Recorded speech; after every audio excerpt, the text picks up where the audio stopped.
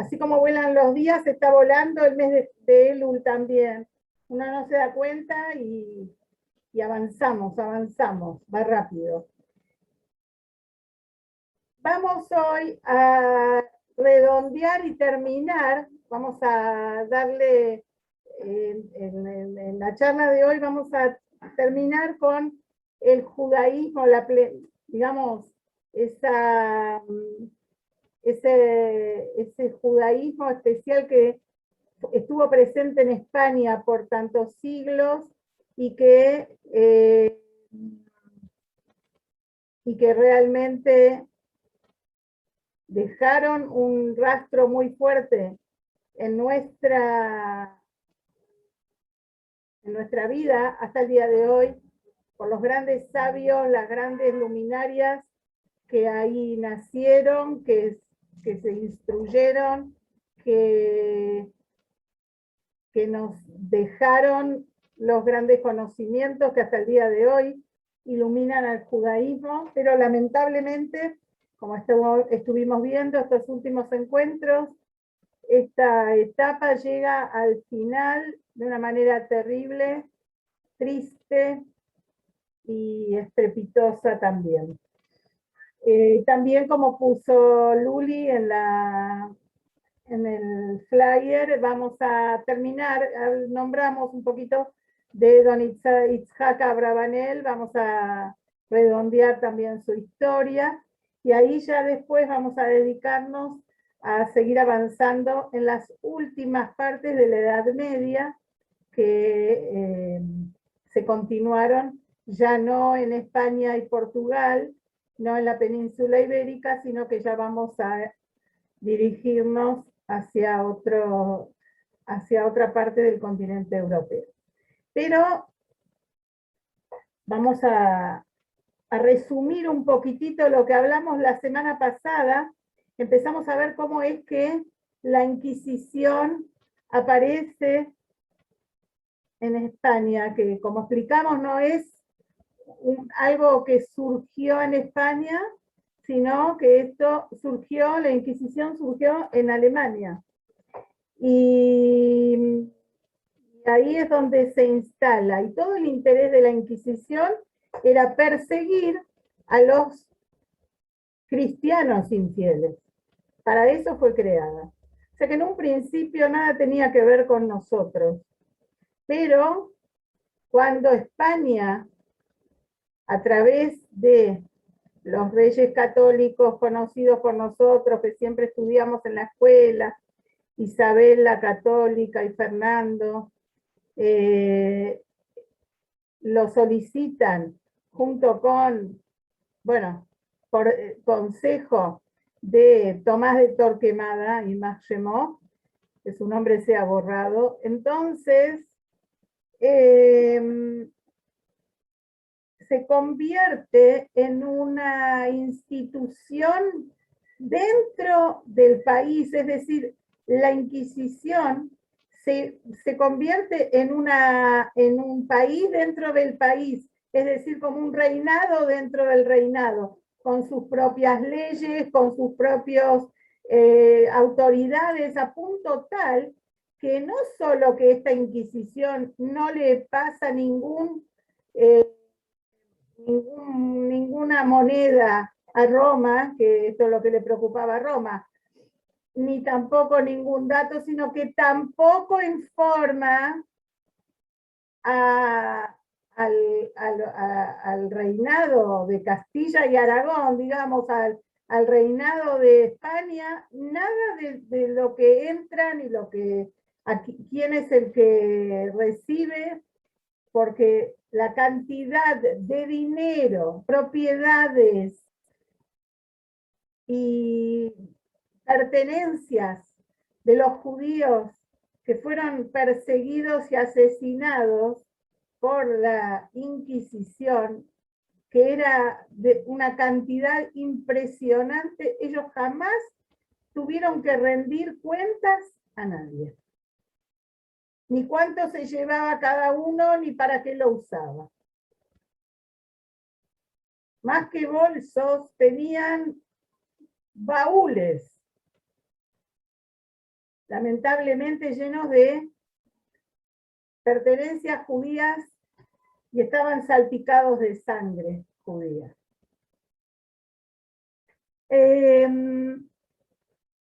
Como dijimos, la Inquisición en general no necesitaba que haya más que un testigo que venga y diga que notó algo que consistía en una herejía para la iglesia. Esto era también en su origen. Por eso muchas personas que querían vengarse de algún vecino o de alguna persona que no les caía bien, lo único que tenía que hacer era ir y denunciarlo y ya todo estaba perdido. ¿Se acuerdan que habíamos contado que incluso la Inquisición tenía el poder de castigar a los muertos también? Y sobre todo quedarse con las propiedades de los muertos, desheredando a sus herederos. Y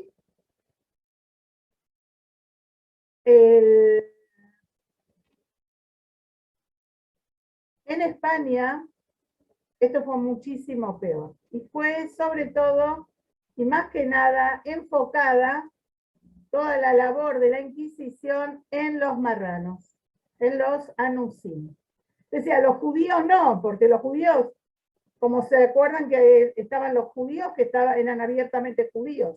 Entonces no era algo, este tribunal era para juzgar a los herejes cristianos, ¿se entiende? En el año 1000, un minutito que quiero ver, un minutito.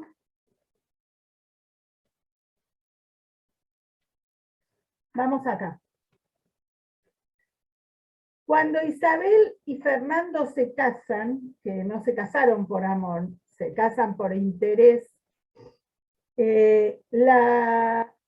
los reinados unidos de Castilla y Aragón logran una fortaleza muy grande, ¿verdad?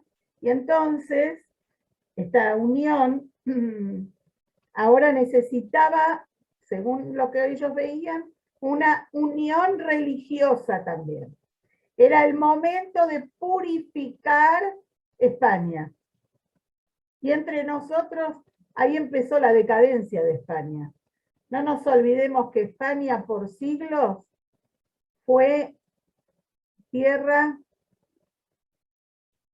hasta hace no mucho tiempo, España era un país atrasado dentro de España. Y una de las razones era porque no vivían judíos ahí. Esta es la realidad. Y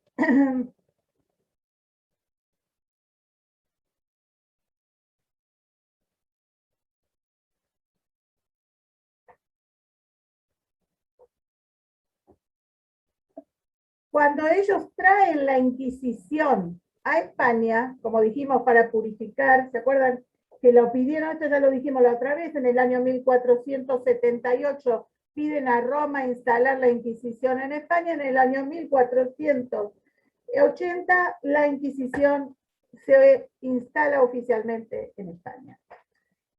Torquemada, que fue nombrado el administrador general, el jefe de la Inquisición, aprovecha su cargo para vengarse y cobrarse incluso de los que ocupaban altos cargos en la iglesia, que había muchos anusim, había muchos marranos y también cristianos nuevos que se habían convertido o que ya eran descendientes. Y esto a él le daba mucha, o sea, le provocaba mucha envidia de esos cargos tan altos que ellos tenían, y por eso se dedicó también a perseguirlos. ¿Cómo era la duda que podían tener, cuáles eran las razones por las que alguien podía ser denunciado ante la Inquisición. Se fijaban, por ejemplo, en las familias de Anusim, en las familias de marranos, revisaban qué tipo de compras hacía la dueña de casa las semanas antes de Pesaj. Revisaban las chimeneas, si estaban encendidas o no los sábados. Revisaban incluso si en una casa se cambiaban las sábanas, la ropa de cama los viernes, esto era una señal de que era una familia practicante del judaísmo, o sea, eran herejes, eran traidores. Incluso la cosa se puso tan terrible que los padres, es decir, los anusim, ni siquiera podían confiar en sus hijos. Porque ustedes saben, cuando los niños, los jóvenes, se sienten confiados entre amigos, podían contar algo que lo podía poner en peligro a toda la familia. Y es por eso que ni siquiera, en muchas ocasiones, ni siquiera los hijos sabían que ellos eran anusim. Y además, en el año 1481 se realiza el primer juicio de la Inquisición en Sevilla. Ya era claro que todos los acusados desde un principio se declararon culpables. ¿Saben por qué? Por todas las torturas terribles que sufrieron en manos de los inquisidores.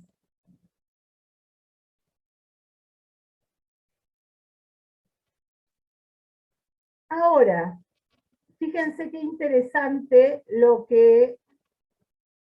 terrible y malvado que era Torquemada.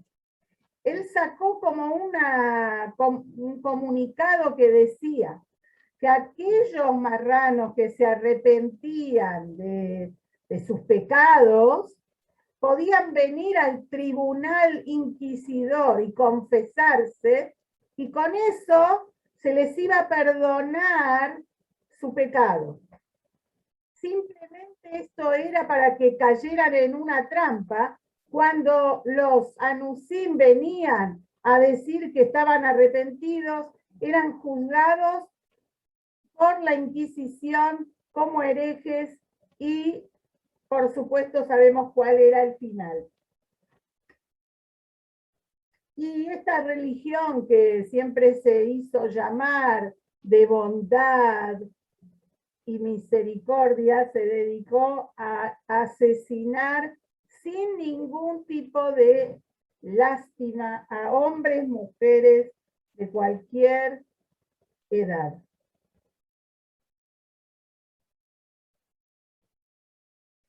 En ese primer juicio fueron asesinados 6 hombres y 6 mujeres, y fue el primer auto de fe conocido. ¿Se acuerdan de esas terribles cosas? Venían los monjes que llevaban con unas vestimentas que daban mucho miedo, con capuchas, y llevaban una enorme cruz. Iban pasando delante de la gente, y por supuesto que en el público siempre estaban presentes los aristócratas, los oficiales, inclusive también los reyes en muchas ocasiones. Y atrás de esto venían los pobres judíos que habían sido acusados en el juicio. Y todo el dinero que esta gente tenía, por supuesto, que era incautado.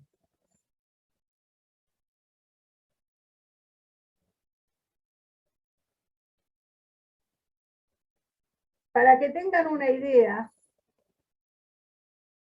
en poco tiempo, en 12 años desde esta instalación, fueron víctimas de los autos de fe 30.000 judíos.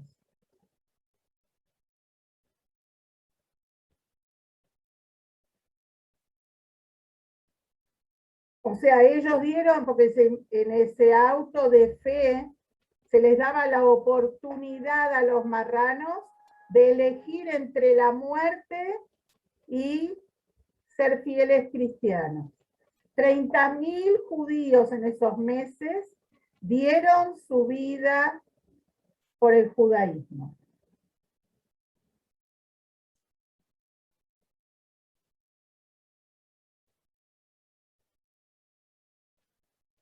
Sabemos que la Inquisición duró lamentablemente muchos años, 400 años, y no se quedó solamente en España, y persiguió a los judíos por muchos países. Incluso sabemos que la Inquisición llegó a América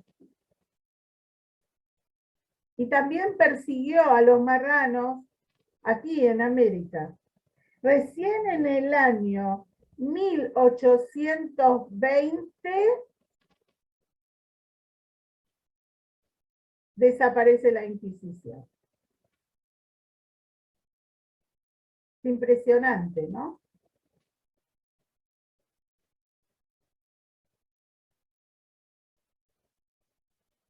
En el año 1487, ¿se acuerdan que dijimos cae Málaga, que era el último bastión de los musulmanes? Y con toda la ayuda, ganaron esta guerra con toda la ayuda y con todos los consejos de nada más ni nada menos que del ministro de Finanzas y de Tesoro de los reyes de España, que era don Itzhak Abarbanel o Abravanel, ¿sí? Y en ese momento, en el año 1492, en el invierno del 1492, entraron Fernando e Isabel a Granada con todas las trompetas anunciando la victoria de su ejército, y finalmente se une todo España, queda bajo un mismo reinado.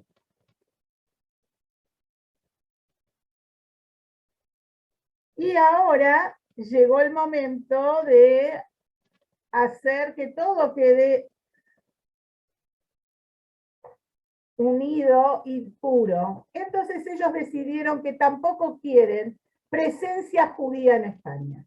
Y es ahí donde en la primavera del 1492 sale el DNU, el decreto de la expulsión de los judíos de España.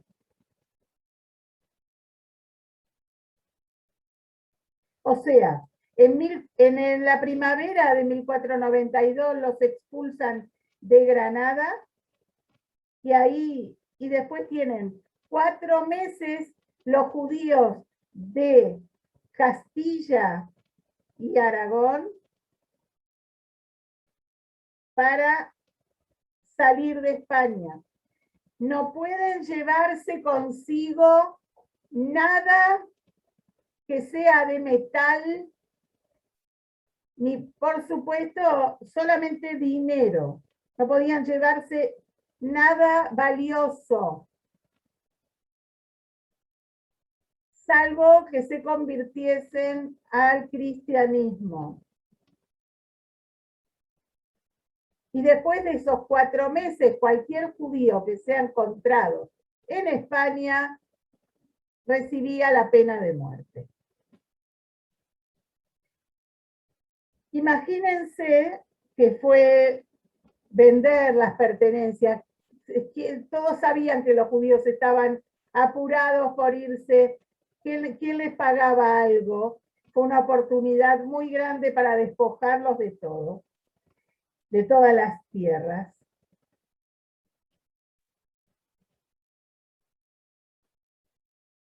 Don Itzhak Abarbanel, con esa influencia que él tenía, con ese peso tan importante que tenía en los reyes de España, trató de disuadirlos y evitar esto. Cuando él consiguió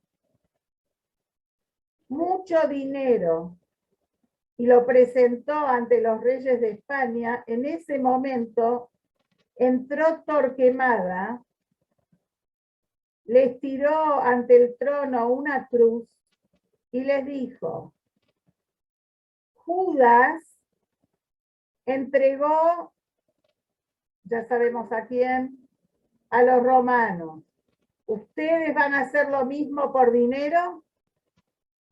Y en ese momento se terminó todo el diálogo con Don Itzhak Abarbanel para salvar a los judíos de España.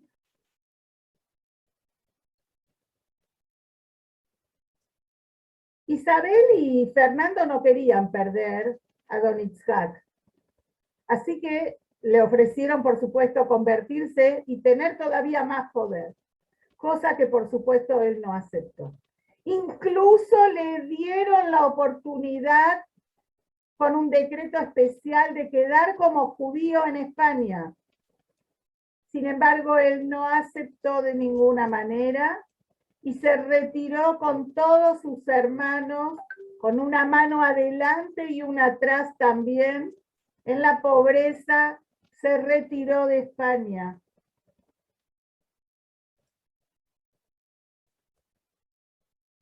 Es interesante,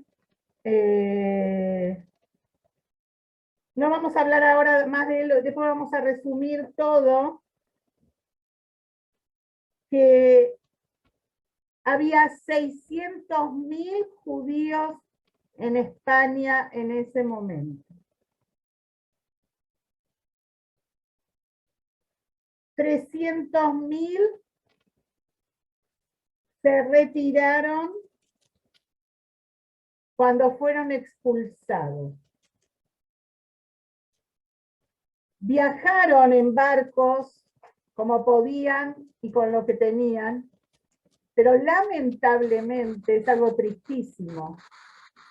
Una gran parte de ellos no pudo llegar a ningún lado, porque fueron asesinados en el camino. Muchas veces en los barcos les quitaban el dinero y los tiraban al mar. Incluso algo más terrible todavía. Se hizo correr la voz malvada de que los judíos se tragaban las piedras preciosas y entonces eran asesinados para buscar piedras preciosas en sus estómagos. Los que pudieron llegar a puerto, ¿dónde llegaron? Llegaron a Italia, llegaron a Holanda y muchos de ellos a Turquía. El Imperio Otomano, a diferencia de la tontería que cometió el reinado de España, los recibió con los brazos abiertos. Más aún, el sultán emitió un edicto diciendo que a los judíos que llegaran al Imperio Otomano se le iban a dar no solo los mismos derechos que todos los ciudadanos, sino también beneficios especiales, porque él reconocía que España había cometido el error más grande para su desarrollo y su economía, al expulsar a los judíos, a quienes él apreciaba y conocía como grandes propulsores de la economía, de la ciencia y de todas las cuestiones que tenían que ver con el avance de un país.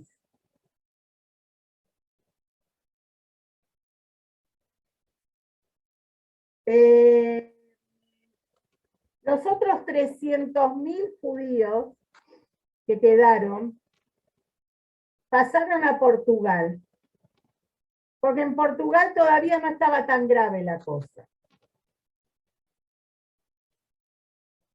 El problema fue que el rey Manuel de Portugal quería casarse con la hija de Isabel y Fernando, y ellos le pusieron como condición que si quería casarse con su hija, que esto iba a traer que la península ibérica fuera más poderosa aún, debía expulsar a todos los judíos de Portugal. Manuel no quería hacerlo porque él sabía que los judíos traían avances tecnológicos, los judíos daban un empuje especial en la economía. Entonces no quería dejarlos ir. Entonces tuvo una idea mejor.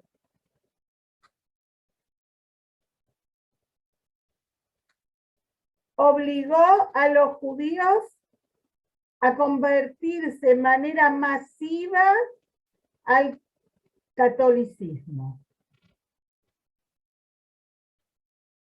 En el año 1497 saca un edicto terrible en donde dice que todos los hijos de los judíos, no estamos hablando de los anusim, de los judíos de 4 a 14 años debían ser traídos a la iglesia y ser bautizados. Y entonces de pronto las Fuerzas Armadas entraron a las casas de los judíos y a la fuerza llevaron a los niños a convertirse. Y ni que hablar que muchos judíos fueron asesinados, muchos judíos decidieron quitarse la vida antes de que pase esto. Y hubo muchos lugares en donde hubo, ¿cómo se dice?, suicidios colectivos de familias enteras para evitar ser llevados a la conversión obligatoria.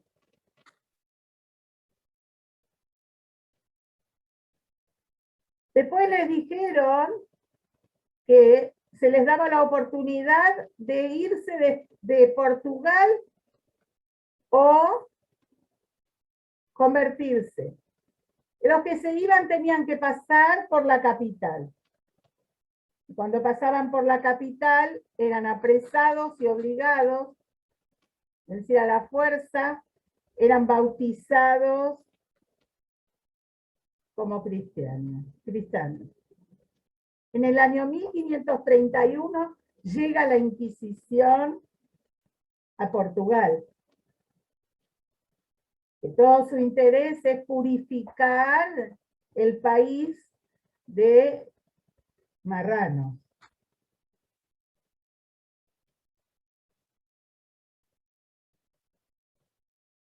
Los marranos de Portugal, a pesar de las persecuciones, muchos lograron escapar. De a poco, por supuesto, porque no tenían que organizarse de manera muy silenciosa.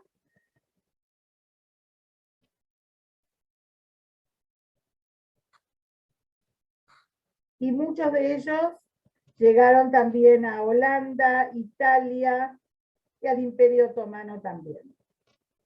Sabemos de la presencia muy fuerte de los judíos portugueses en Holanda, por ejemplo. Muy fuerte era la Keilah de esos judíos que de pronto llegan a puerto seguro y de a poquito se van mostrando como Yehudim. Era algo terrible, era algo muy difícil, Y después esos judíos, que eso lo vamos a ver más adelante, se enfrentan con un problema muy serio también. Cuando ellos llegan a las Keilot judías de otros países, muchos les cierran las puertas porque los consideran perdidos, traidores, que se convirtieron al cristianismo, herejes dentro de la religión. Y entonces eran muy sufridos los anusim. Por un lado tuvieron que hacer lo que de la conversión forzosa, y cuando querían volver a su fe abiertamente, no eran recibidos. Y esto era muy, muy terrible. Incluso, esto lo digo, después lo vamos a ver más adelante, pero, por ejemplo, en Praga, donde llegaban familias de Anusim, ya en los años 1500, eran rechazadas por la comunidad. No eran considerados judíos. Habían adquirido, los llamaban Nadler. Un Nadler es un foráneo, alguien de afuera. No lo dejaban unirse a la Keilah. Y ahí aparece en un edicto muy importante y digamos, hoy diríamos juzgado, de nada más ni nada menos que del Maral de Praga. Estamos hablando que esto que estoy contando pasó casi, por lo menos, 40 años después de la expulsión de los judíos de España. Un edicto de él diciendo que quien se refiera a estos Yehudim como Nadler van a ser excomulgados de la comunidad. Y por el contrario, se los debe recibir con los brazos abiertos y protegerlos. Era una movida muy jugada en ese momento. Pero lo que menos le faltaba al Maral de Praga era espaldas. Volvemos a darle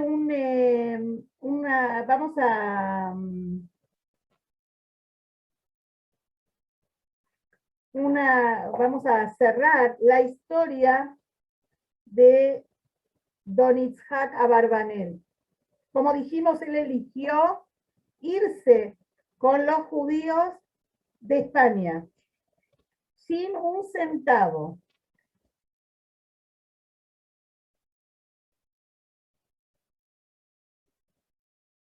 De ahí se fue a Nápoles, en Italia. Ustedes saben que Nápoles era un reinado aparte, ¿verdad?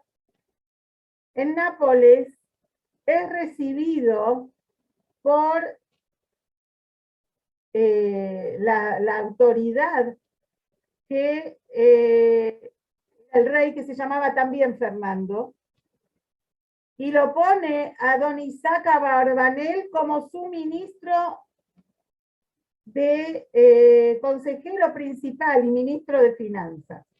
Por supuesto que cuando Fernando de Aragón se entera de esto, que ahí en Nápoles están recibiendo a los judíos con los brazos abiertos, le envía una carta, digamos así, exigiendo a su colega que no permita a los judíos vivir en Nápoles.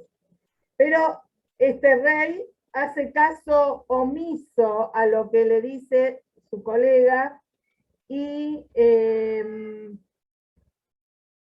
por supuesto que teniéndolo como consejero a Don Itzhak, queda demostrado cómo fue su conducta con los Yehudim. El Abarbanel lo sirvió a él y también a su hijo, que lo sucedió, que se llamaba Alfonso II de Nápoles, ¿sí? que en el año 1494 se hace cargo del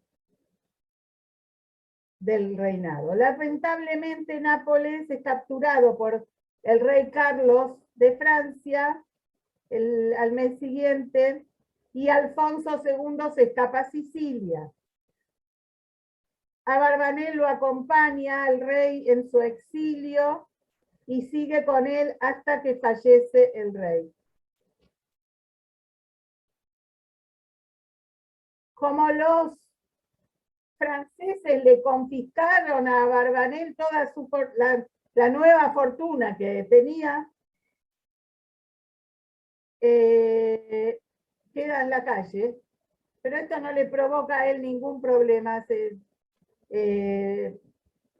Como dijimos la otra vez, la vida de él es ups and downs, arriba y abajo. Sin embargo, en esos momentos es cuando él escribe los grandes y monumentales Peirushim, las exégesis del Tanaj, que son muy, muy interesantes y aceptadas por toda la comunidad rabínica. De ahí él se muda a Monópoli, y de Monópoli se va a Venecia. En Venecia, cuando los gobernantes de Venecia se enteran de quién se encuentra ahí, por supuesto que lo convocan para trabajar en el gobierno, en la República Veneciana, llamémoslo así, y ahí él se convierte en un influyente ministro. Finalmente, Abarbanel fallece en Venecia a la edad de 71 años y fue llorado por habitantes judíos y no judíos de Venecia. Y las autoridades de Venecia también lo acompañaron a su lugar de descanso en la ciudad de Padua, o Padova, como lo dice, creo que los italianos le dicen Padova. Así que la próxima vez que van a Italia, hay que ir a visitar Padova. Sé que hay muchos rabinos enterrados ahí, muy importantes.